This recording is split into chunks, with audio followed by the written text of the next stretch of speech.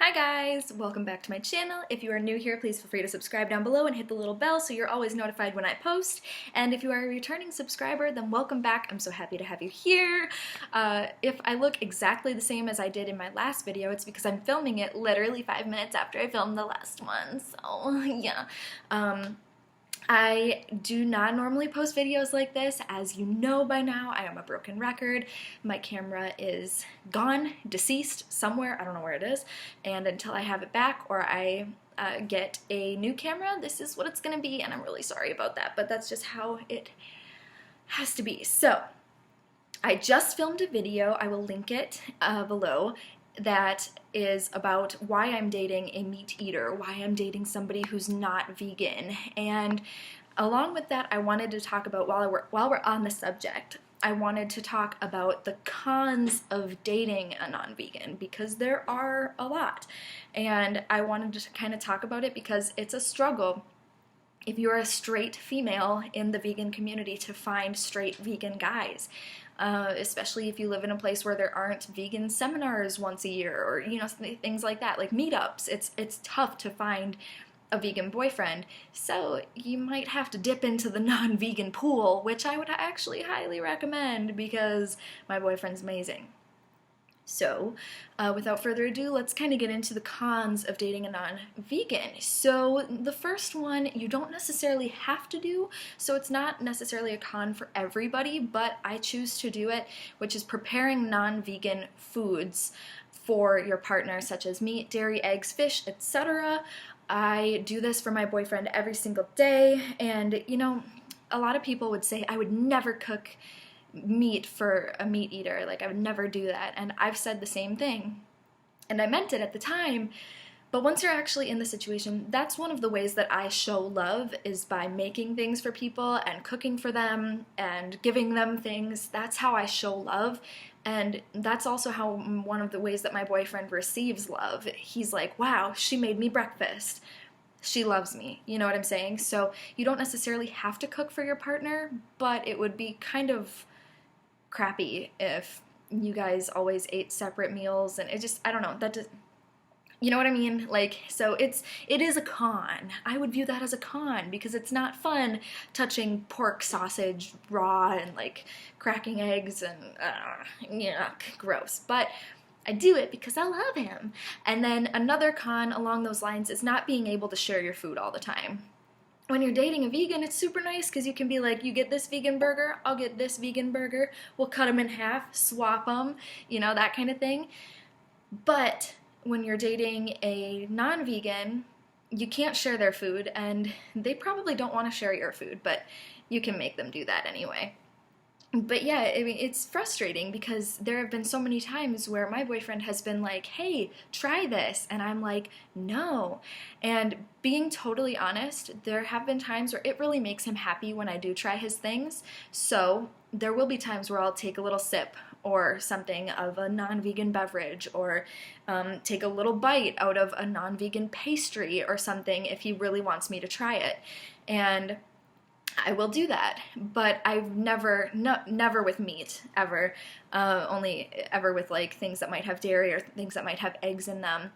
But for the most part, he can't be like, here, have half my brownie, because I'm not going to eat half his brownie, you know what I mean? So that kind of sucks. It's a bummer. It's one less thing that you can bond over. Another one is dealing with the fact that they might never understand why you're vegan or why being vegan is so important. Along those lines is having really tough discussions with your partner, especially right away in the beginning of the relationship, where you have to come and tell them, listen, this is why I'm vegan, this is why it's important to me, and I know you probably won't understand, or you might not understand, but this is why I'm vegan. And they will probably be defensive, you'll be defensive, and it's something you're both so passionate about. They're passionate about eating meat, and you're passionate about not eating meat, and it can be a pretty nasty discussion if you let it, but you just have to have that mutual respect, and then it probably won't be that nasty, and you'll both learn a few things.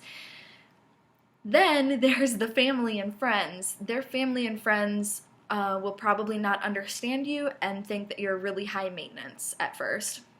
Of course, being vegan, you're not high maintenance at all, And it just kind of seems that way to people who have never eaten a specific diet like that. So when you go to their house and their mom makes you food, they might, and then you say, I'm sorry, I can't eat this or this or this, you're gonna seem really snobby and stuck up at first, and you can't blame them for thinking that. But that goes away. They'll realize that you're super cool in every other way, and they'll accept you. You've just got to remember, respect. Respect is the key. You've got to be respectful about it. You can't say, I'm not eating that shit, but you just have to, be nice and just be like, I'm really sorry. Thank you for preparing this for me, but I don't eat dairy or whatever it is.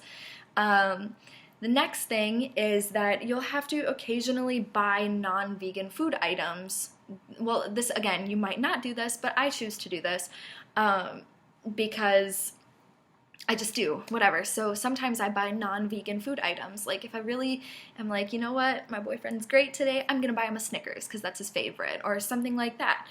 Or even just when bills get tight and I've got to pay for the groceries that week or whatever, I will be buying non-vegan food, which in my mind is perpetuating the exploitation, slaughter, and unjust treatment of innocent animals myself. And it sucks because I don't want to do that, but it's just one of those sacrifices that you've got to make for the people that you love. The next thing is figuring out how you're going to raise your family or your future family. I'm sure this conversation is very different if you are newly dating and the possibility of making a family together is far in the future, or if you are already married and you go vegan and your husband doesn't or your wife doesn't, and then you have to figure out all that stuff. It's a different conversation for everybody, and for some it won't even matter because you're not going to marry them or have kids with them or anything, but it's just another one of those tough conversations to have that can lead to arguments and disagreements, but you just have to remember to, I'll say it a bit for the billionth time, you have to remember to be respectful of the other person and what they believe and how they were raised, and just realize that before you were vegan, you felt vastly different than how you feel now. So those are some cons of being with a meat eater, a non-vegan, and it can be a struggle, and it can be tough and uncomfortable and nasty and messy and sometimes a little sad and disappointing. But you just have to remember that it's not about whether you're dating a vegan or a non-vegan, it's about dating somebody who you love and who appreciates you and who makes you feel good. And that is all that matters. What they eat, what you eat, it really doesn't matter. What matters is the relationship that you guys build together, far beyond what you eat at dinner time. That's it. I hope that you enjoyed this video. If you did, give it a thumbs up. Comment down below if you have ever dated a non-vegan as a vegan or how you found your vegan soulmate. And I will see you in my next video. Thank you so much for being my friend on the internet today, and I will see you next time. Bye.